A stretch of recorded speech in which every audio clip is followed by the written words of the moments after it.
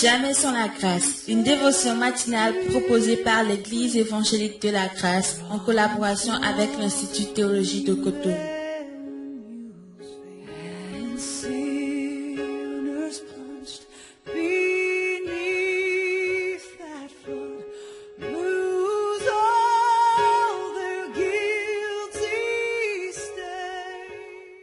Bonjour chers amis, chers internautes, ici votre ami de tous les jours, pasteur Arnaud Messanvi de l'église évangélique de la grâce au Bénin. Que Dieu vous bénisse, bienvenue dans cette nouvelle provision de ce matin. Précieux Jésus, nous te bénissons, nous te confions ce moment. Viens et arrose-nous encore une fois de ta parole. Merci pour la fraîcheur que ta parole nous communique ce matin, au nom de Jésus. Amen. Alors Jean chapitre 21, versets 3 et 4 où il est écrit: Simon-Pierre leur dit, je vais pêcher. Et ils lui dirent, nous allons aussi avec toi. Ils sortirent et montèrent dans une barque, et cette nuit-là, ils ne prirent rien. Le matin étant venu, Jésus se trouva sur le rivage, mais les disciples ne savaient pas que c'était Jésus. Amen.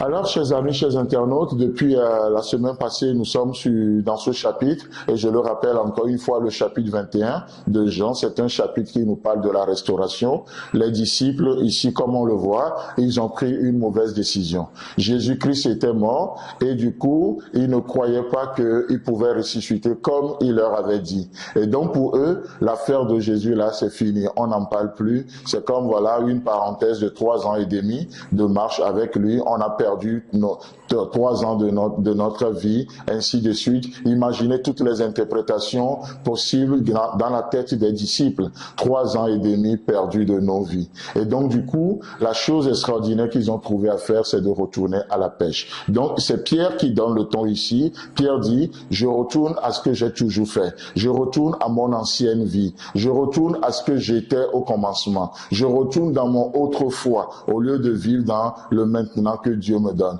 Et il était tellement déterminé en parlant que la moitié des disciples l'ont suivi. La moitié des disciples dit, ben, nous aussi on vient avec toi. Imaginez, même l'apôtre Jean, ce disciple que le Seigneur aimait, était aussi séduit par la décision de l'apôtre Pierre. Vous savez, dans la vie est faite des situations, la vie est faite des événements, n'est-ce pas? Il y a certaines situations que nous qualifions de bonnes, il y a d'autres que nous qualifions de mauvaises, il y a d'autres encore que nous pouvons qualifier de facile, mais il y a aussi plusieurs de nos situations que nous qualifions de très difficiles, n'est-ce pas? Donc ici, les apôtres passent par un moment difficile. Ce qu'ils ont toujours fait, ce en quoi ils ont reçu de diplômes, ce qu'ils savent faire, ils ont fait même des carrières dedans. Alors on voit que les disciples vont sortir de la volonté de Dieu pour leur vie et ils vont retourner à la pêche. Et encore une fois, parce que ce serait la deuxième pêche miraculeuse, encore une fois, ils ne vont rien prendre. Rien du tout.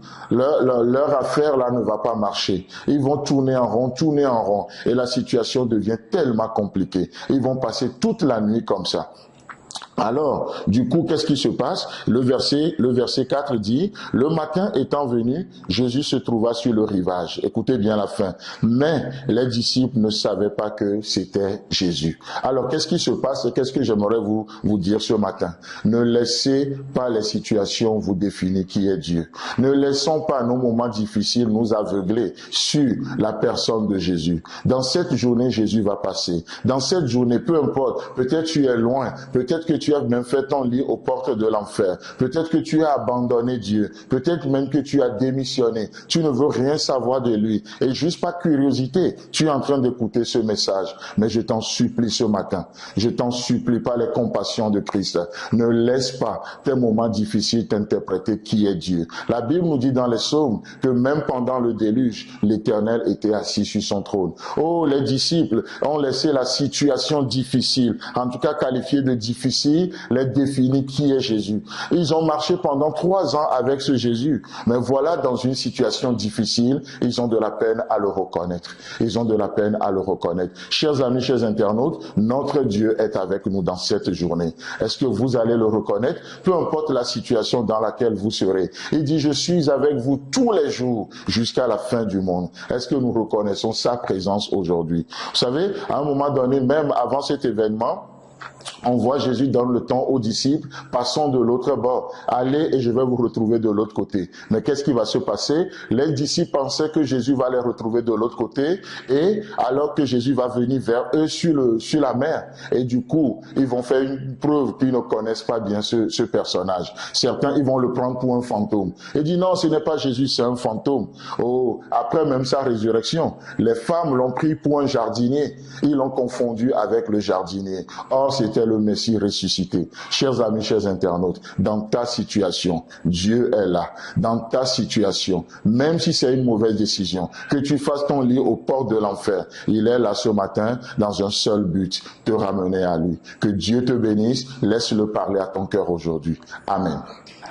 Le temps que nous avons. Si vous avez aimé cette dévotion, parlez-en à vos amis. Parlez-leur du message de la grâce et de ce qu'il fait dans vous. Pour un sujet de prière, une question ou plus d'informations, contactez-nous. Téléphone 64 88 35 87 ou 96 42 69 05 ou par WhatsApp au 94 75 80 20.